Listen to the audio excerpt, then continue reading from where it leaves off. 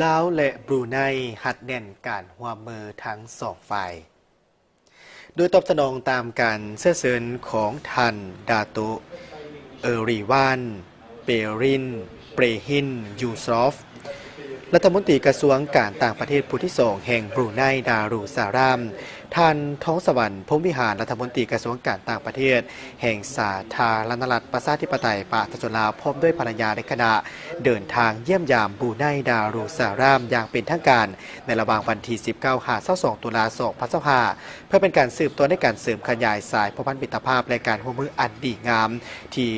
เคยมีมาแต่ดุนนานนั่นก็คือการเป็นคู่ร่วมยุทธศาสตร์ระหว่างสาธารณรัฐประชาธิปไตยประชาชนลาวและบรูไนดารุสารามให้เติบใหญ่ขยายตัวและแน่นแฟ้นยิ่งขึ้น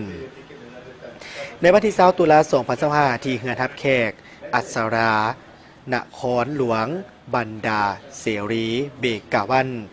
ท่านท้องสวรรค์พรหมวิหารรัฐมนตรีกระทรวงการต่างประเทศแห่งสาธารณรัฐประชาธิปไตยประชาชนลาวและคณะได้พบปะสองฝ่ายกับท่านดาตุ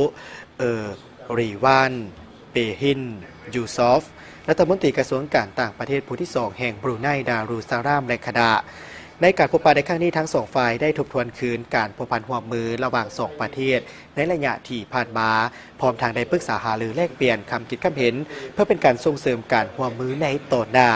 ซึ่งได้ตีราคาสูงต่อสายผูกพันมิตรภาพในการร่วมมือที่ดีในขอบสองฝ่ายและหลายฝ่ายก็คือการร่วมมือการเป็นคู่ร่วมยุทธศาสตร์ระหว่างลาวและบรูไนที่ได้รับการพัฒนาและเสริมขยายอย่างต่อเนื่องในระยะที่ผ่านมาโดยเห็นได้ว่าจากการแลกเปลี่ยนการเยี่ยมยามระหว่างการน้ำขันสูงของสองประเทศอย่างเป็นปกติ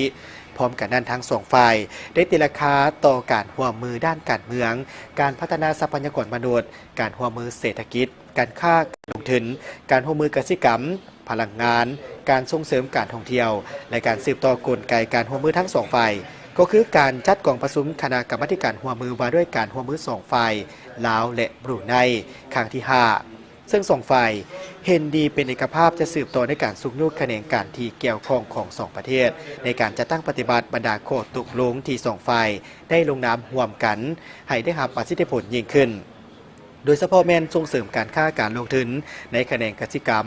พลังงานระหว่างสองประเทศก็คือการส่งเสริมการไปมาหาสู่ระหว่างประชาชนสองชาติให้ดับมือดับหลายขึ้นนอกจากนั้นทั้งสองมีการแลกเปลี่ยนคำคิดคำเห็นต่อสภาพการในภาคพื้นและสากลที่ทั้งสองฝ่ายมีความสนใจร่วมกันเติมอีก